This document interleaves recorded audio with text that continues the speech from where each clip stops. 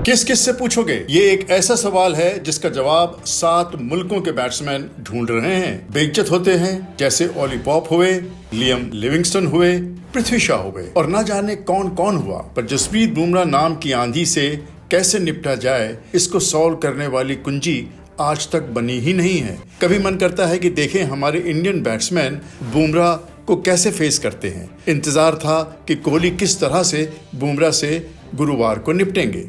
बुमराह का पहला over, Kohli wicket छोड़कर उनकी गेंद पर बल्ला घुमाने का प्रयास करने लगे।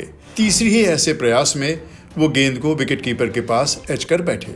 रोहित शर्मा भाग्यशाली हैं जो उसी टीम से खेलते हैं, यानी मुंबई इंडियंस से, जिसके लिए बस जसप्रीत बुमराह खेलते हैं। आप सूर्य कुमार यादव के तो फैन हैं ही ना। इस वीडियो क्लिप को न जाने आपने कितनी बार देखा होगा।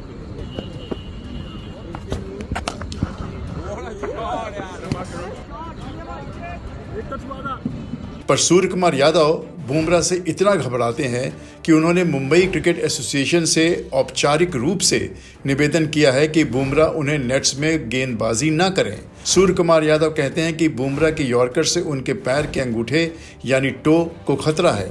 यादव को यह भी लगता है कि बुमराह बल्ले बहुत तोड़ते हैं। अब सूर्य कुमार यादव हाल में अपनी चोट से उभरे हैं। अगर फिर चोटिल हो गए तो मुंबई इंडियंस तो गई ही पानी में। सूर्या की वर्ल्ड कप T20 में भाग लेने की उम्मीद भी दम तोड़ देगी। आज के युग में जब बॉलर्स की हर तरीके पर कैमरे लगे होते हैं, क्रिकेट एनालिस्ट एक एक बारीकियों का विश्लेषण करते हैं। ऐसे में बुमराह को समझ पाना इतना मुश्किल क्यों है? रॉयल चैलेंजर्स बेंगलोर के कप्तान फाफ डु प्लेसी कहते हैं कि बुमराह की तेज़ और स्लो डिलीवरी में उनका एक्शन बिल्कुल भी फर्क नहीं होता। बिल्कुल भी बैट्समैन पकड़ नहीं पाते हैं। बाउंसर तेज भी हो सकता है, स्लो भी।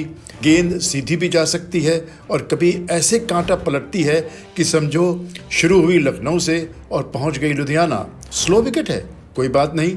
बुमराह के पास ऑफ कटर्स या लेग कटर्स भी हैं। बुमराह का खुद का कहना है कि वो अपने तरकश में एक नहीं 20 बाण रखते हैं। एक फेल हुआ तो दूसरा तैयार। फिर वो बहुत जल्दी भांप लेते हैं कि किस विकेट पर कैसी बॉलिंग करनी है। बैट्समैन का माइंड रीड करने में तो वो लाई डिटेक्टर टेस्ट से भी तेज़ हैं। बुमराह कहते हैं कि मुझे मालूम है कि बैट्समैन पूरी तैयारी के साथ आता है और मेरा काम होता है कि फिर भी उसे सरप्राइज़ करूं, शॉक दूं, उसे अचंभे में डाल दूं। 1, 2 या 3 सवालों का तो जवाब वो दे देगा, पर 20 सवालों का जवाब कैसे देगा? किस्मत का खेल है कि बुमराह आज इंडिया के लिए खेल रहे हैं। उन्होंने हाल फिलहाल में बताया है कि वो इंडिया छोड़ के जाने वाले थे। उन्हें उम्मीद थी कि इंडिया में वो बहुत ज़्यादा खेल नहीं पाएंगे। हर कोई कहता था कि तुम्हारा एक्शन ऐसा है वैसा है, तुम आज नहीं तो कल चोटिल हो ही जाओगे। बुमराह का प्लान था कि वो कनाडा चले जाएंगे, वहाँ उनके चाचा रहते हैं। बुमराह कहते हैं कि वो सोचते थे कि वहाँ नौकरी कर लूँगा और अगर किस्मत अच्छी हुई तो कनाडा की नेशनल टीम के लिए भी खेल जाऊँगा। सोचिए तो ज़रा, अगर ऐसा होता, इंडिया का तो नुकसान होता, लेकिन विश्व के बैट्समैन चैन की सांस लेते।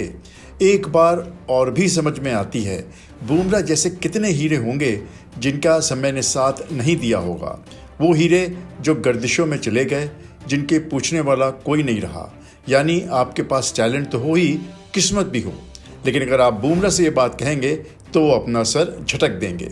कहेंगे खुद ही को कर बुलंद इतना कि हर तकदीर से पहले खुदा खुद बंदे से पूछे, बता तेरी रज़ा क्या है। बुमराह 30 साल के हो चले हैं। शायद 3 या 4 साल ही हैं उनके पास इस तूफानी गति से गेंदबाजी करने के लिए। पर जब तक ये कोहनूर हमारे पास है, बाहर के बैट्समैन डरते रहेंगे और फिल्म स्टार अक्षय कुमार की तरह हम भी कहते रहेंगे, डरे अच्छा लगा।